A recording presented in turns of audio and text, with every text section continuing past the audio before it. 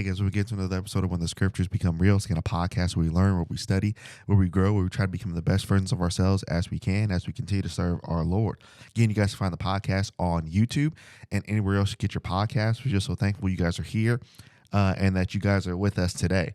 Okay, so we're actually in a series right now. So if you're just now with us, we're glad you guys are here. But we are actually on part 3 today, which, I mean, it's been great feedback. People are excited about this series. This has just been such a great study so far. So we're on part 3 of a Boaz and Ruth series. And so what we're going to do today, we're actually going to look at Ruth chapter 2. We stopped last week in part 2 in chapter 1.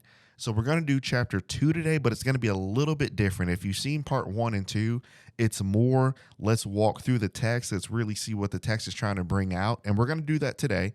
But you're going to have to listen to the prequel. So before part 1, I believe it's called, Does Anybody Care About My Cup? Okay. So if you go check that episode out, if you want like a more of an outline, this is what was happening, this is going on, walking through the text, that prequel is going to cover basically all of chapter 2. So I didn't want to do chapter 2 again and then just kind of re-walk through it. So go back and listen to the prequel so you can really understand what's going on a little bit.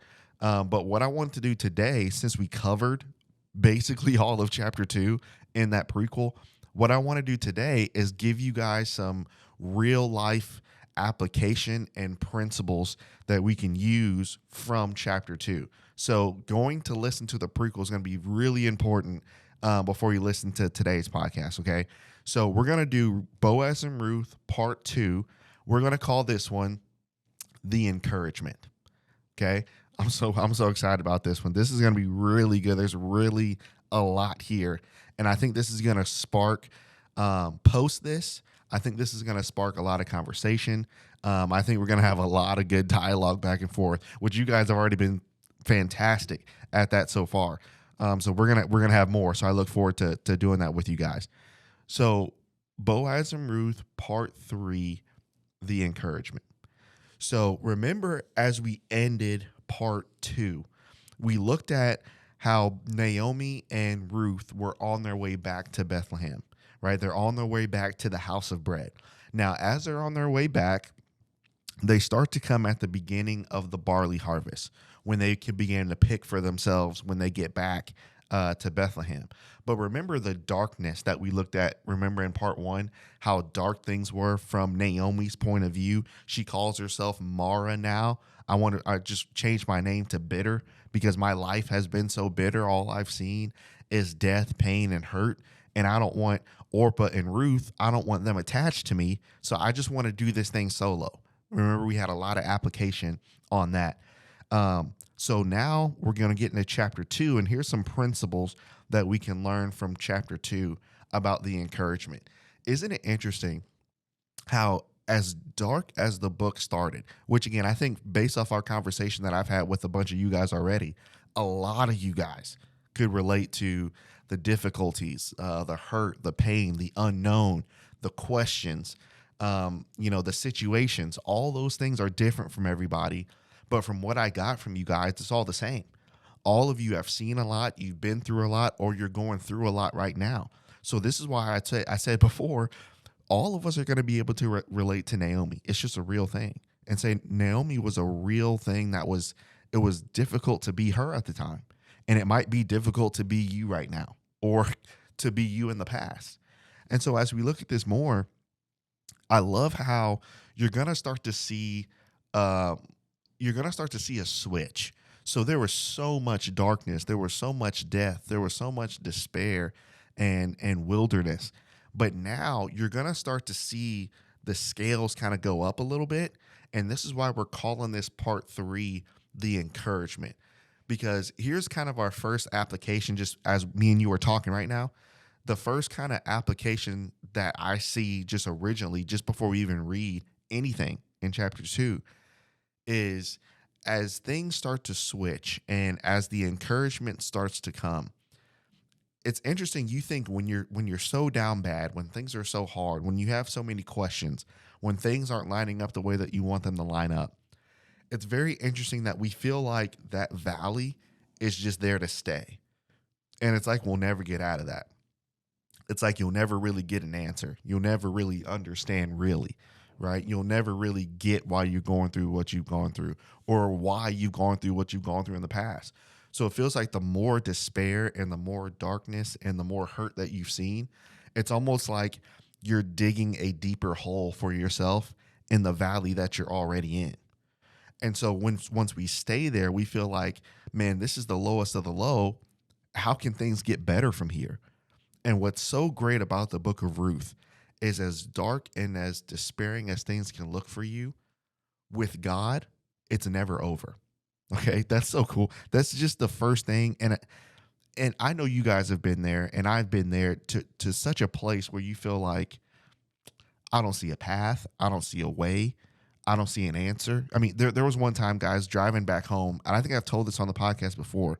I was driving to work one day, and I have to go through a couple back roads to get to where I'm going. And as I'm going through one of those back roads one of those days, it had just rained the night before, and it was really humid the night or the morning after. And as you're driving, it's still raining. And as I'm going through, I know the road, right? I know where I'm going, but I literally can't see anything. I can't see the car in front of me. I can barely see my headlights. I can't see who's behind me. And sometimes as we're walking through and journeying with God, imagine how Ruth and Naomi feel. The Lord, especially from Naomi's perspective, I'm a Jew. The Lord said he'd always be there. He loves us. He's going to take care of us. He told us that he's our God.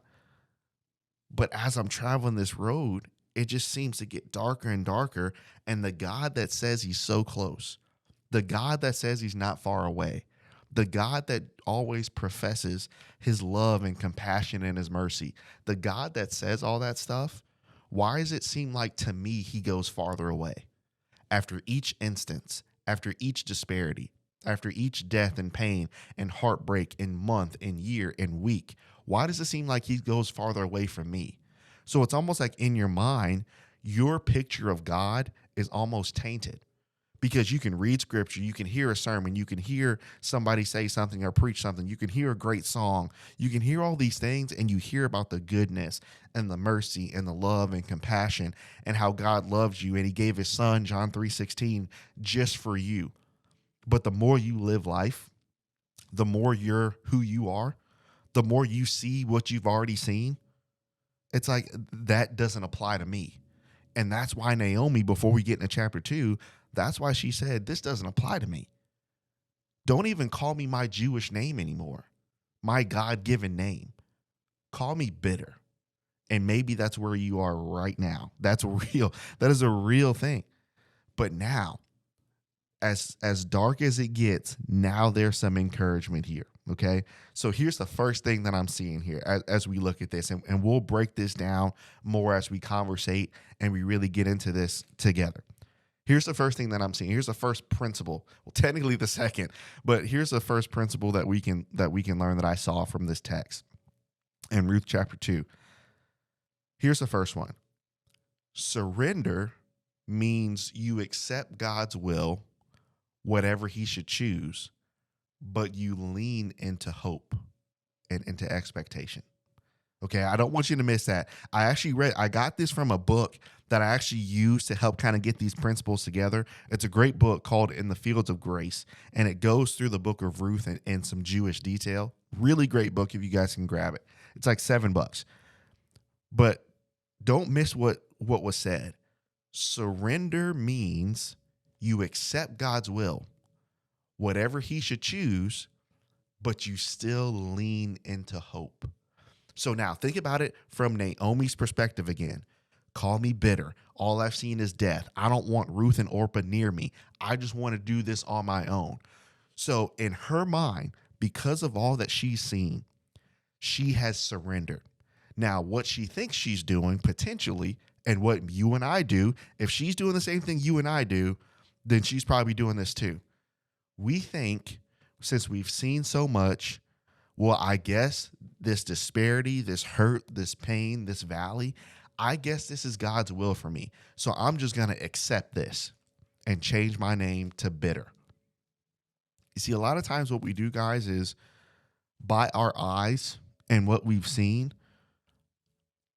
we tend to become bitter instead of leaning into hope. And I know this is, trust me, I will be the first to admit I'm not even close to having this down. But I'm little by little, I'm chipping away at it. I'm chipping away. I, I guess I'm starting to understand the concept a little bit more of waiting on the Lord. Biblical waiting. I don't know where this came from for me. Maybe it was just how I thought about things. But I used to think biblical waiting for anything, for God Himself, for something, for anything else. I used to think it was basically almost by chance. So you're waiting, you're doing the right things, and then the next day, by chance, something would happen. Or by chance, what you prayed for would just show up. Or by chance, a situation would happen and it's right there. I used to think that's what waiting was. You remember Isaiah chapter 40, verse 31? They that wait upon the Lord shall renew their strength. So, okay, that's biblical waiting. So I'll just wait like that, and I'll just wait, and I'll just hope that by chance things just kind of line up.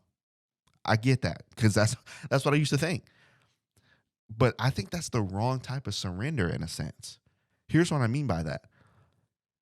If we focus on God helping us walking through the valley, right? Psalm chapter 23, yea, though I walk through the valley of the shadow of death, I will fear no evil, right? If we focus on just, well, by chance, maybe today's the day. By chance, maybe this month's the month. By chance, maybe this year's my year. If we just do that, we're not expecting. We're just hoping for chance. So that makes God almost like a God of partiality and of chances. So when we look at surrender, surrender is understanding. If this is where God wants me right now, I understand it. If He wants me to be in this state, even though I don't get it, even though it doesn't seem fair, even though I can't see the way, if this is where He wants me right now, I accept that. But then we stay there. That's what I'm saying, guys. Where we are, we just stay there. So Naomi got to the point in chapters 1 and all of chapter 1, she had gotten to the point where she'd seen so much and she just accepted it. Well, I guess this is God's will, so I just got to suffer. Just call me bitter. Maybe you might be there right now. You've seen so much. You've been through so much. Things aren't lining up the way you want them to line up. And you've just kind of accepted, well, I guess this is God's will. And then you just stay there and you sulk and you get mad and you get bitter by the year and by the month. And then you just have a false hope of waiting for something. And as you're waiting, we're not improving. And then we're getting mad at God. Where's the expectation? Biblical waiting is not on the expectation of you getting what you want or what you think you might want.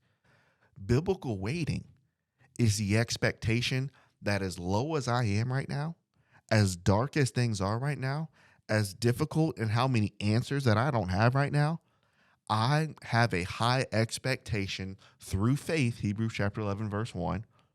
I will have a high expectation that in whatever way He decides to work, God is going to move.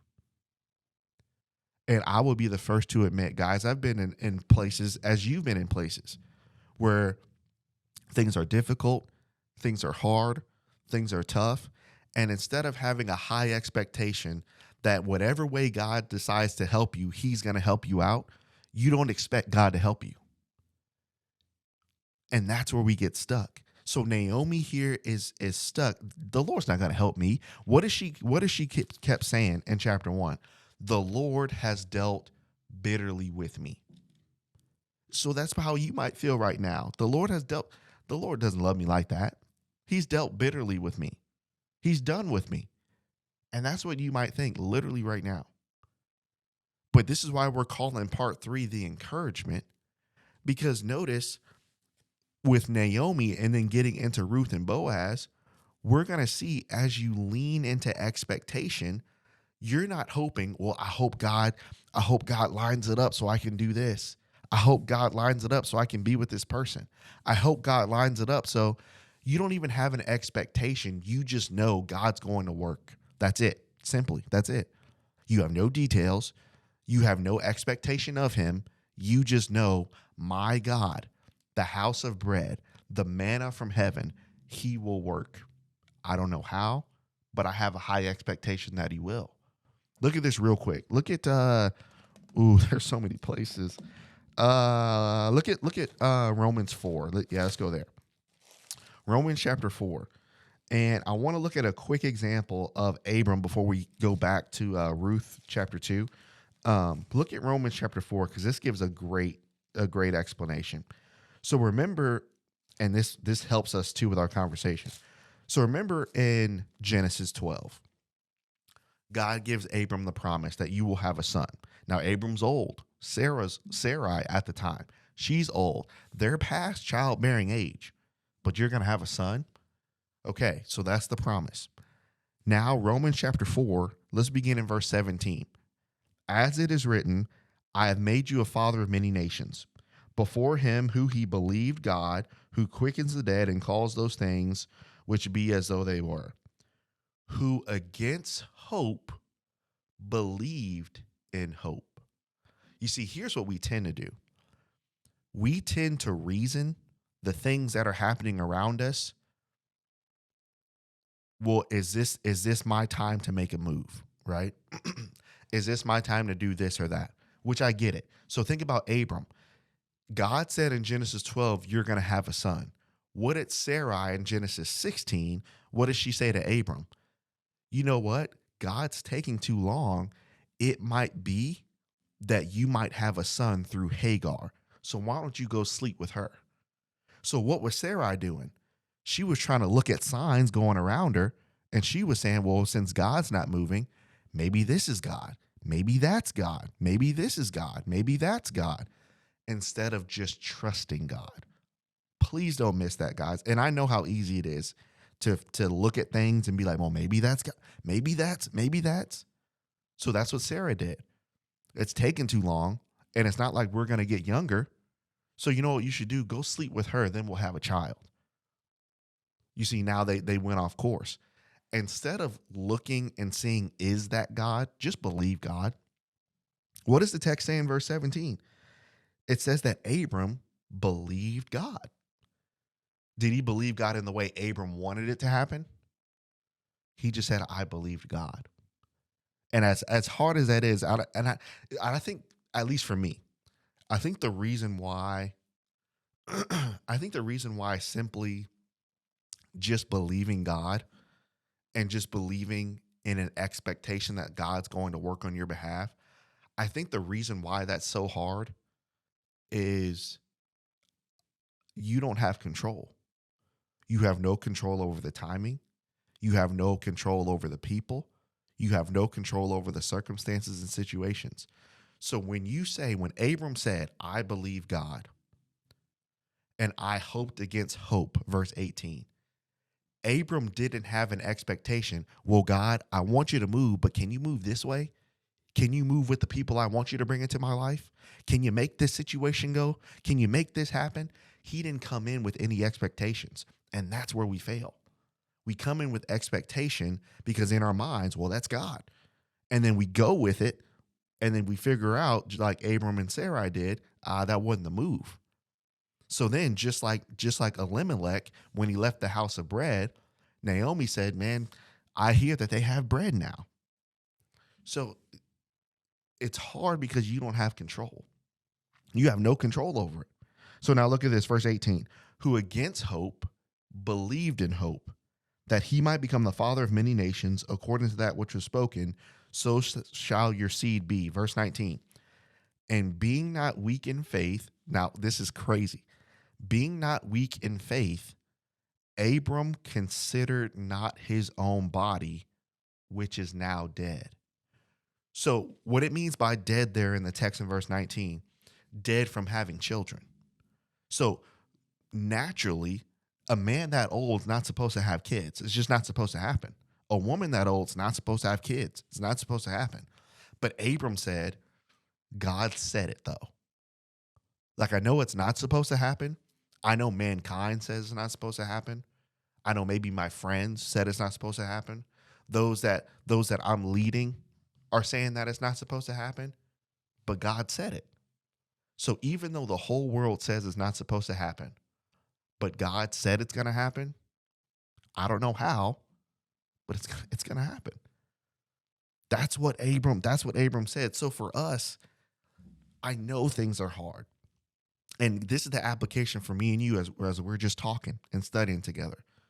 Man, I know things are terrible and hard and difficult um and frustrating um it's almost like you're just in a state of just unknown. Like I get it. Like, and that's a frustrating spot to be in.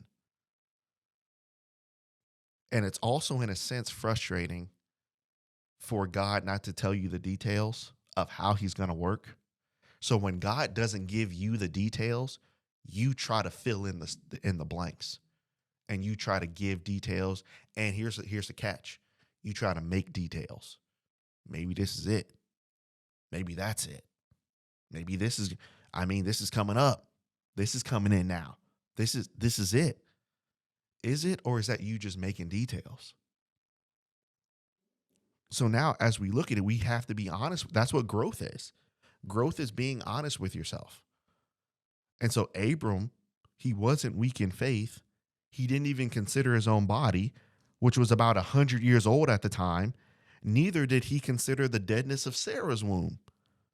Verse 20, he staggered not at the promise of God through unbelief, but he was strong in faith, giving glory to God, being fully persuaded what God had promised in Genesis 12, he was able to perform it.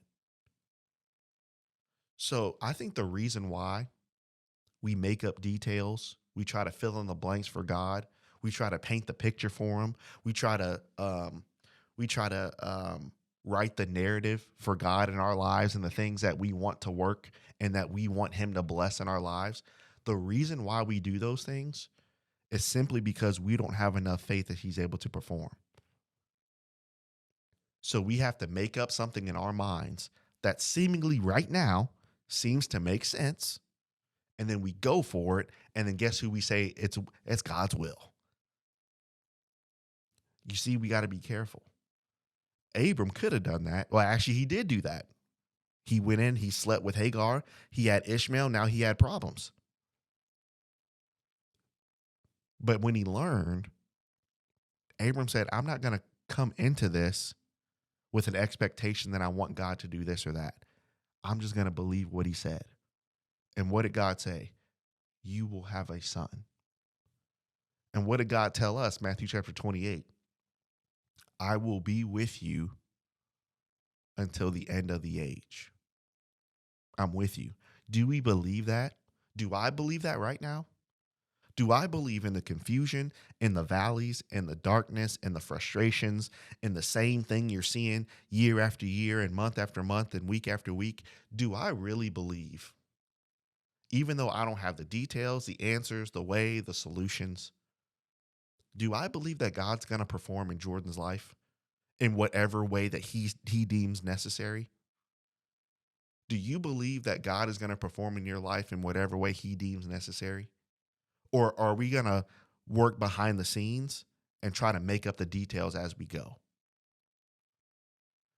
We can do that, or we can do what Naomi's doing in Ruth chapter 1, and maybe we're here too. Maybe we're just playing up, giving up. I'm done. I'm done. Just call me bitter. I'm out. Let's get some encouragement. This is why the book, it does a masterful job in building us back up. So that's kind of the first principle that I want you guys to see as we talk and conversate and try to encourage each other is, yes, we want to surrender and accept God's will, whatever that is. And right now, it may be no answers. Right now, it may be being by yourself.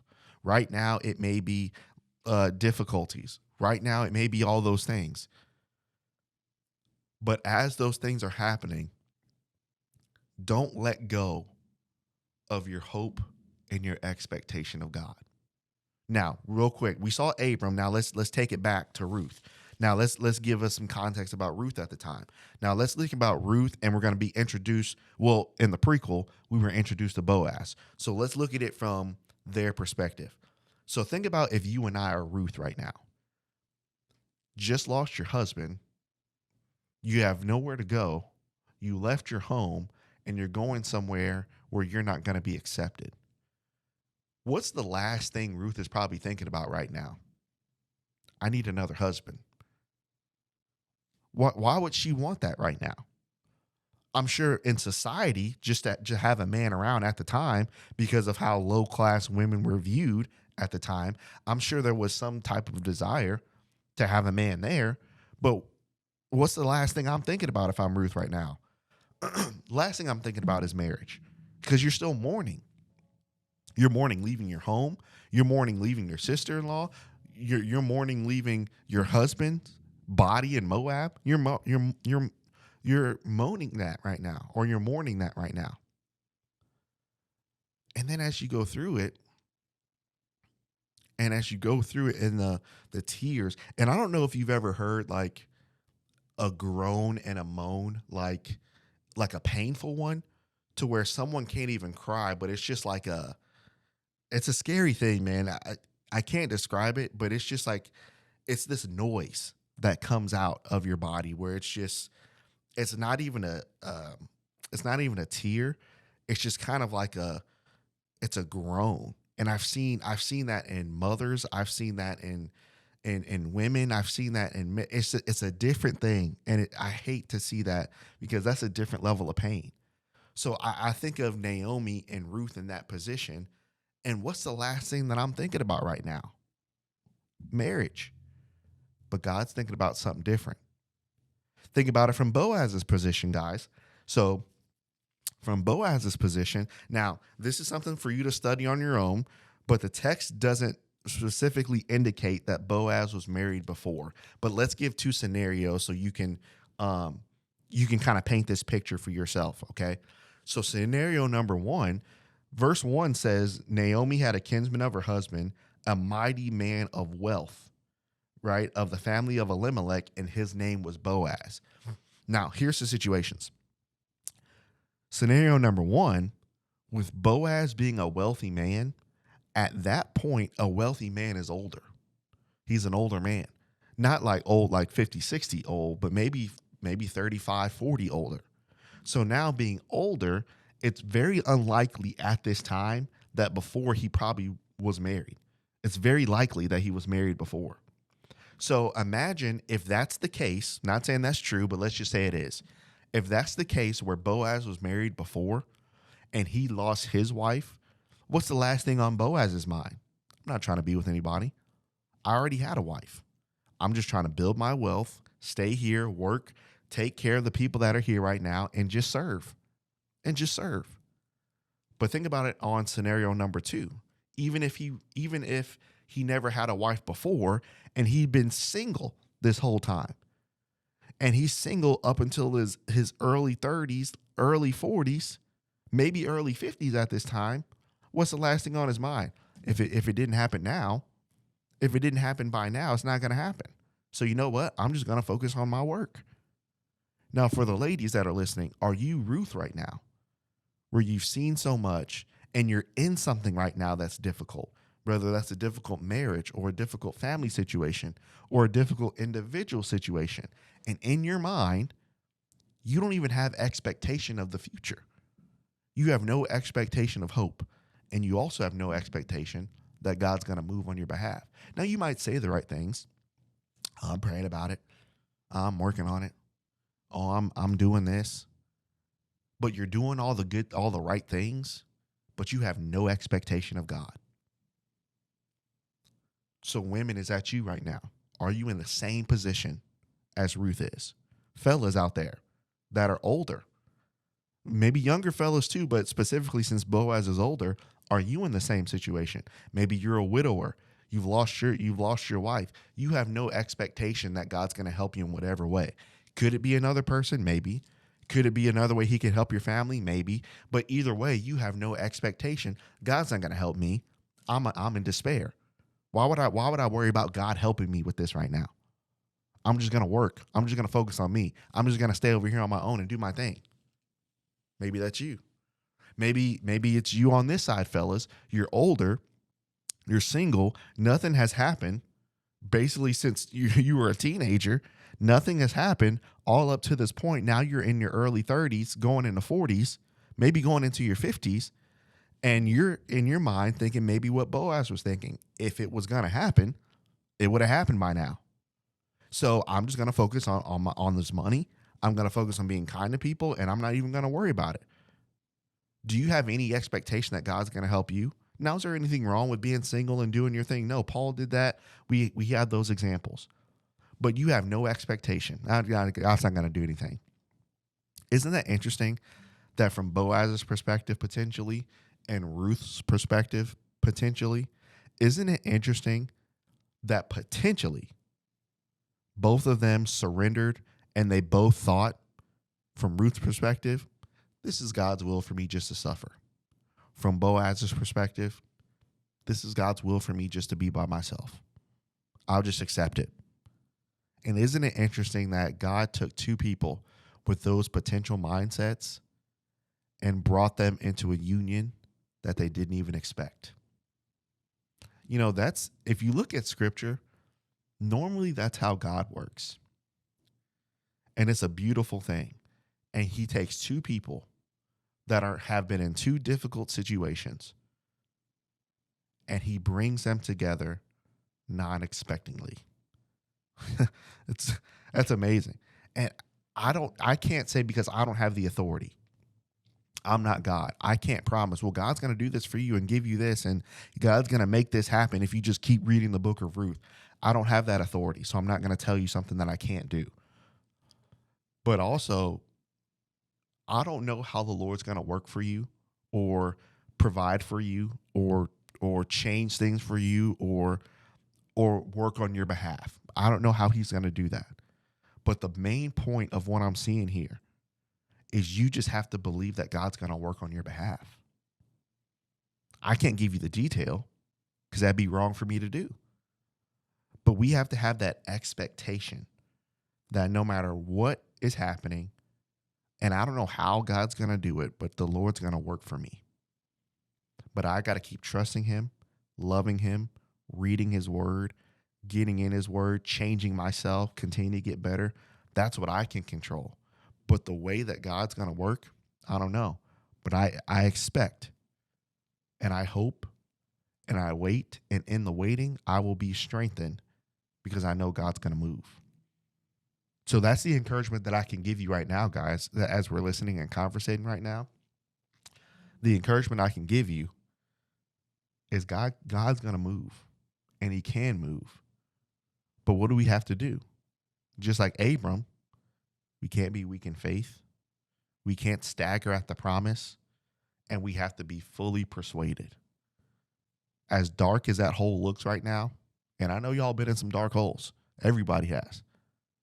We have to be fully persuaded that God can perform. Don't make up the details. Just let him work. Let him work. All right. Man, this is good stuff right now. I needed this. Do y'all need this? Does this make sense so far?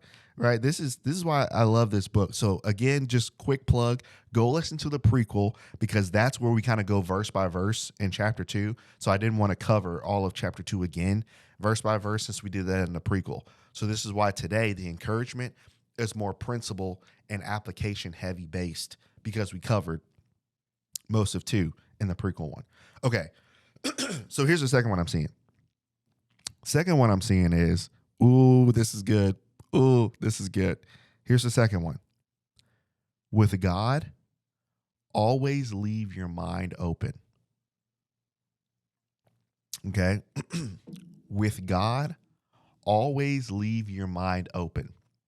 Now, this is, again, like I said before, there's many principles that we can take out of this that don't have to be in a relationship context. But because this is a relationship book, here's a relationship context application.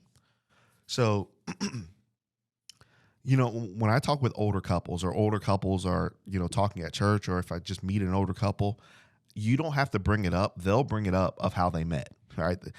Either the husband will, or the wife will, they'll bring it up of how they met. And most times, at least in my experience, the wife will always say something like this. I'll ask, like, how did you meet Bill? And she'll say, well, when I met Bill, I wasn't even focused on Bill. I was focused on Adam over there. I wanted this guy. We were actually dating at the time. We were actually engaged at the time. We were in a relationship at the time. So I wasn't focused on Bill. And so then the conversation keeps going, and Bill's like, yeah, yeah, she's right. She wasn't focused on me. She was over there. And so now as they continue talking, I said, well, how did you guys get together then if you were over there, if you were focused on other things? And then she would always say, or the wife would always say, you know, inevitably, either the engagement broke off, they broke up, something happened, and then the way that they saw the husband now was in a different light because now their mind was open to him. And vice versa, his mind was open to her if he was doing the same things. So in our minds, when we work hand in hand as we journey and walk through the valley of the shadow of death, Psalm 23, as we walk through that with God, as Ruth is and Naomi is, and as we're going to see and as we've seen before, as Boaz is, many times because of the things that aren't working currently and that haven't worked in the past, then we close our mind off to how God can work now. So it's very easy to close your mind off because in your mind, well, there's no way that can't happen. There's no way this is going to work. No, I don't believe it. With God, you always have to keep your mind open. And if you come into things with God with a personal expectation of how you want it to turn out and how you want things to work, you're always going to have a level of disappointment with it, because you're going to say you trust God. You're going to say you're going to pray. You're going to say you're going to ask for wisdom. You're going to say all the right stuff all the time. But in the back of your mind, God is going to be number two, and your personal expectation or desire will always be number one. And at some point, you're going to want God to line up with your personal expectation. So here's a great example. Going back to Abram. Look at this. Look at Genesis. Let's go to, it should be chapter 25, I want to say. Yeah, that's it. Look at, no, that's before. That's before. This is the beauty of study, right? Finding where you want to go. Ah, there it is. Genesis 22. There it is. Genesis 22.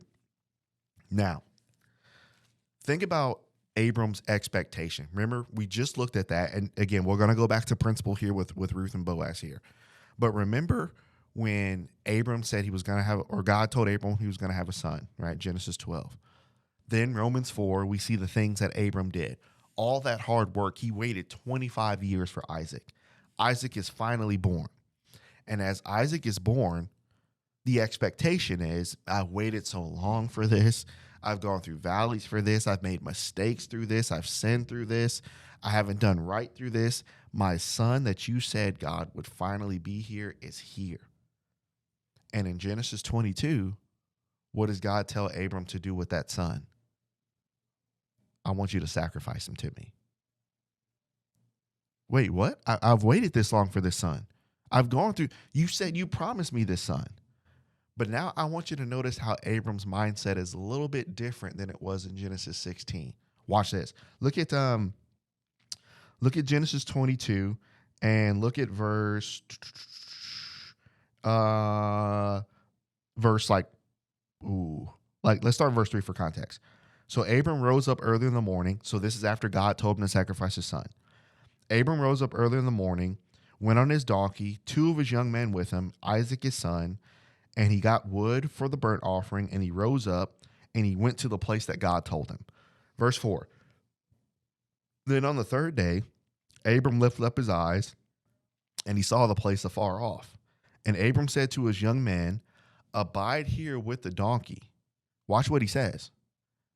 For I and the lad, talking about Isaac, for I and the lad will go yonder to worship, and we will come back.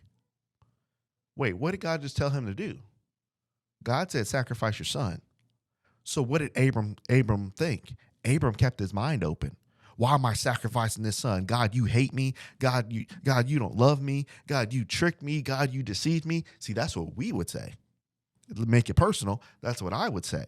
I waited this long for this. I waited this long for this job. I waited this long for this opportunity with this person. I've waited this long for this opportunity, and now you're just gonna take it away?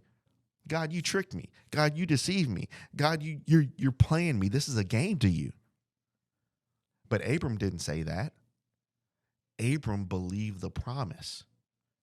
So he said, we will come back. Because what did Abram have now?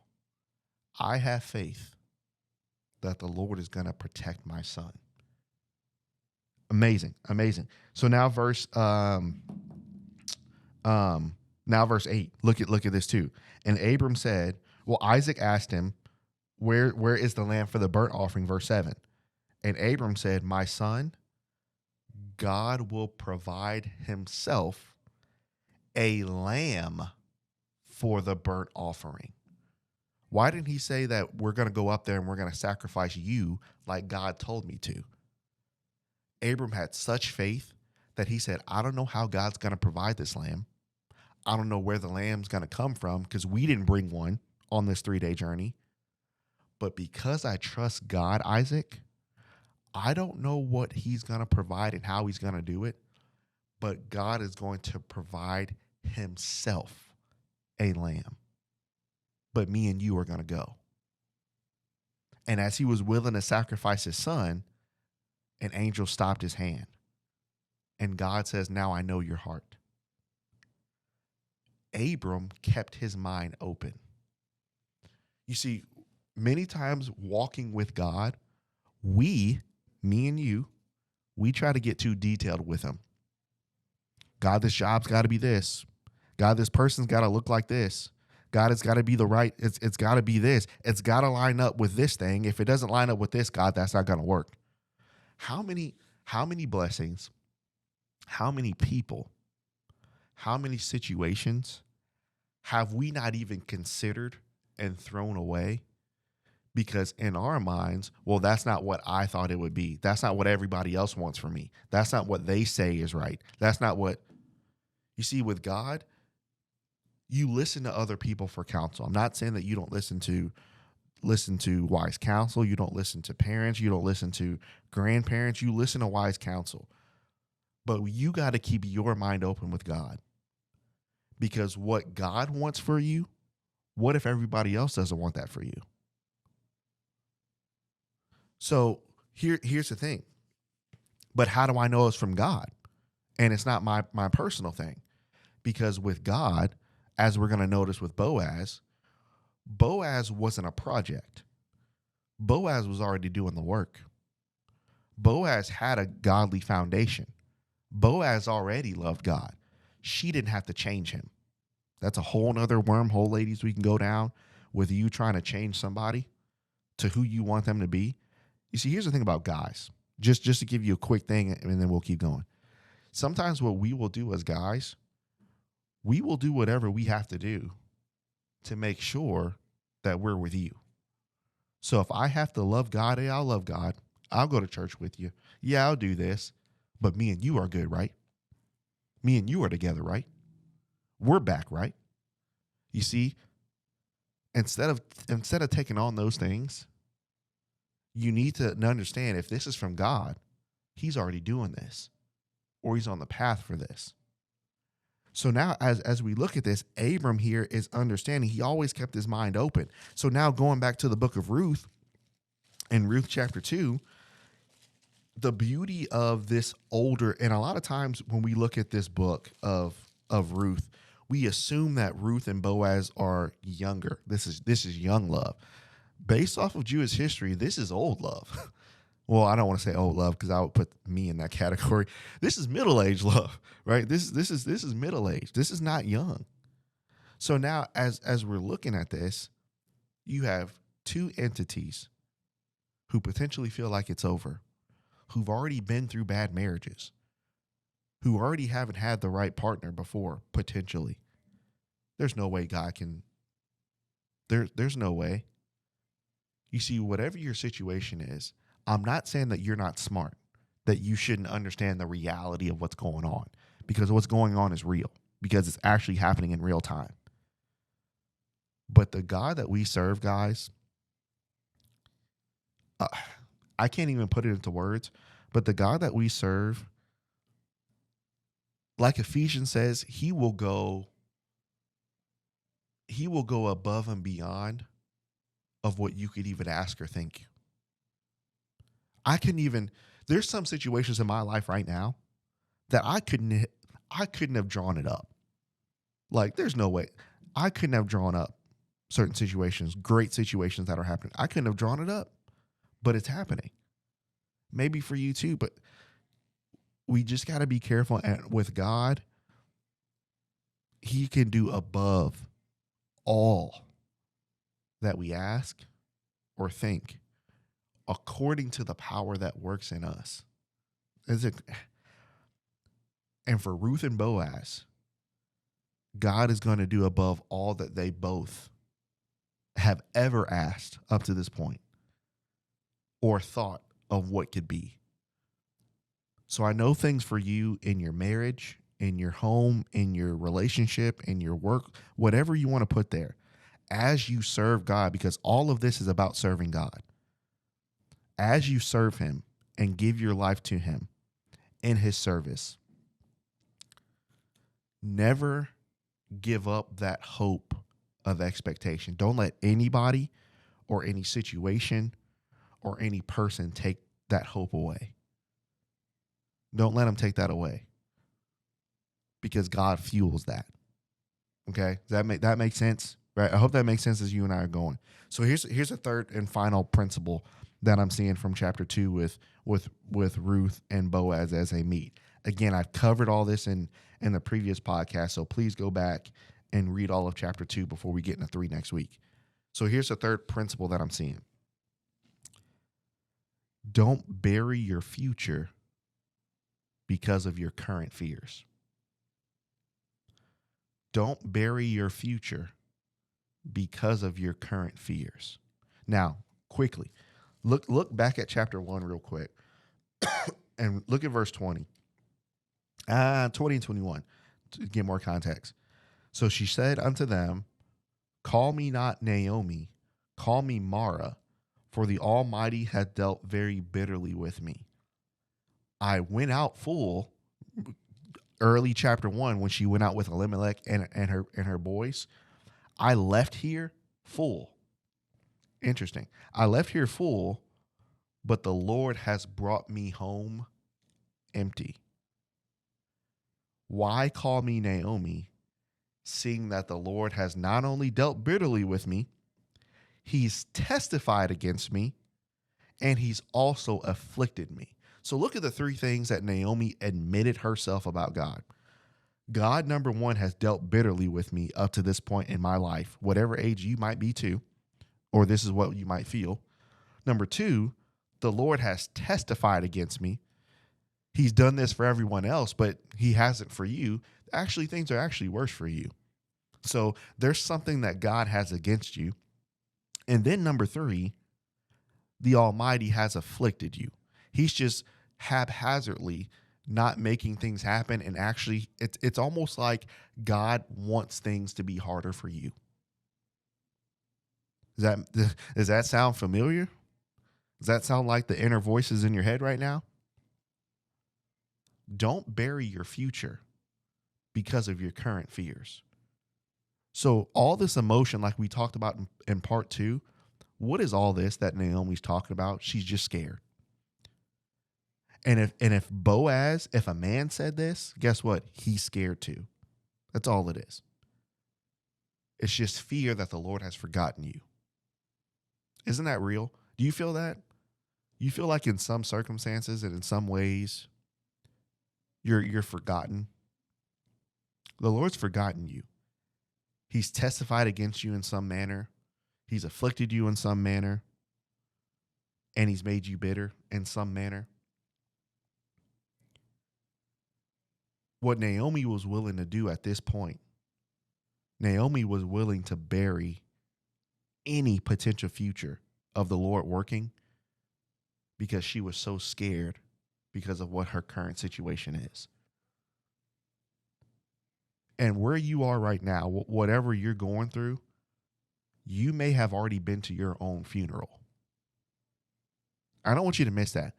You may have already been to your own funeral. And to be honest, at this point, you still might be at the gravesite. You've buried your future. Too many things have happened. Too many people have said things. You feel hurt. You feel bitter. Things aren't going well. Things aren't like you thought they would be. And so you've already buried it.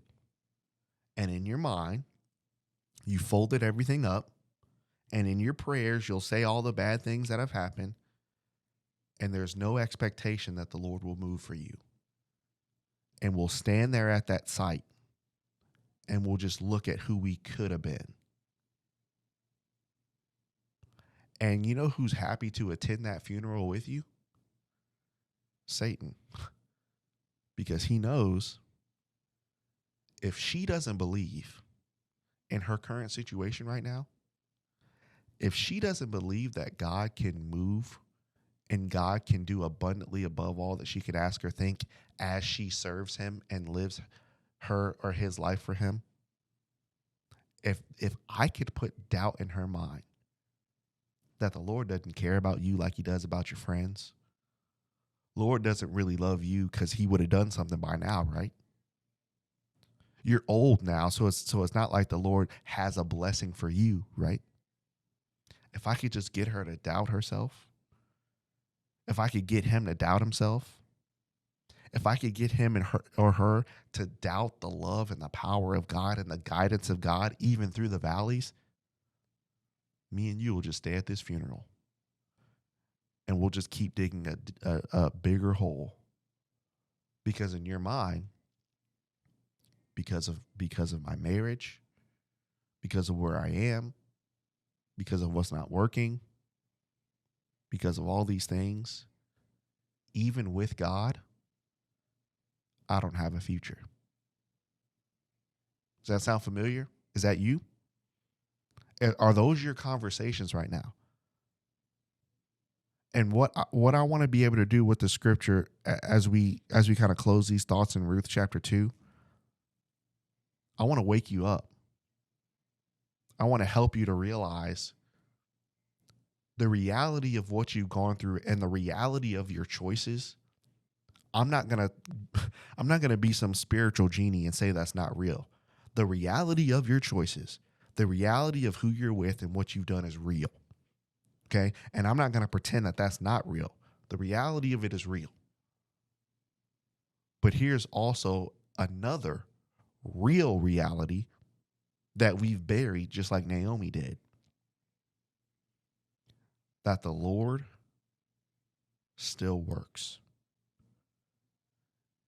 Come into it with an open mind that anything literally can happen. Bad things might have to happen that actually turn into good things. Think about it from Ruth's perspective. My husband died. That's bad. I love that. Ruth loved that man. Naomi, my husband died. But what does that lead to? It led to another man, Boaz. Leave your mind open that God can do whatever he wants to do. Don't come into it with a detailed, planned out, this is how it needs to happen if I'm going to go for it. Keep your mind open with him. And we're here to wake you up to know that what God promised, because when God said, when he walked the earth, when God said, I'm with you to the end of the age, guys, that's not something sweet that you just put in your house when you walk in the door.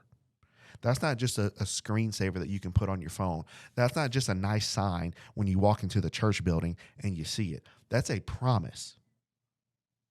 And as bad as things look because of our choices and because of how things are, we have to be like Abram and Ruth and Boaz. And we have to be fully persuaded in whatever way he deems necessary, through pain, through trial, through loneliness, through hard nights, through long years, through whatever it is, that God, we are fully persuaded that even through that, my God is still able to perform in whatever way he deems necessary. What an encouragement. You see why we call part 3 the encouragement? It's been so dark up to this point, and now we need a level from Naomi's perspective, from Ruth's perspective, and now Boaz, as we saw in all of chapter 2 in the prequel, as Boaz meets Ruth.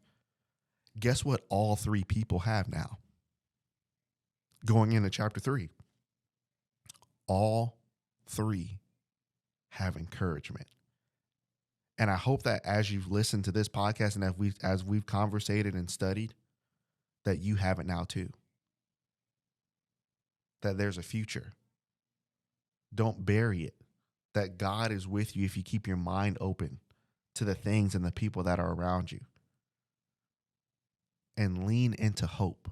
Surrender to God's will, whatever that will is currently. But don't let go of that hope. I really hope, man, that's encouraged me. Like, if this doesn't help anybody else, that's helped me out. It's helped me out. Like, I needed it too. So I hope that, as we continue to study this and walk through this and conversate through this, that this can give you a level of encouragement that you need, that somebody kind of understands. And there's some sympathy and empathy here as we walk through the book of Ruth together. So again, I appreciate you guys for your support of the podcast and this series and reaching out and the DMs and all those things. I mean, again, if you haven't reached out, reach out. It's great. Love to get to know you and talk with you. And it's just been an amazing study, and this has been a fun ride on the podcast. And I can't wait to do more with you. So that is part 3, Boaz and Ruth, the encouragement. So Lord willing, we'll be back on Monday. Yes. We'll be back on Monday with another podcast. Thanks, guys. Love you guys.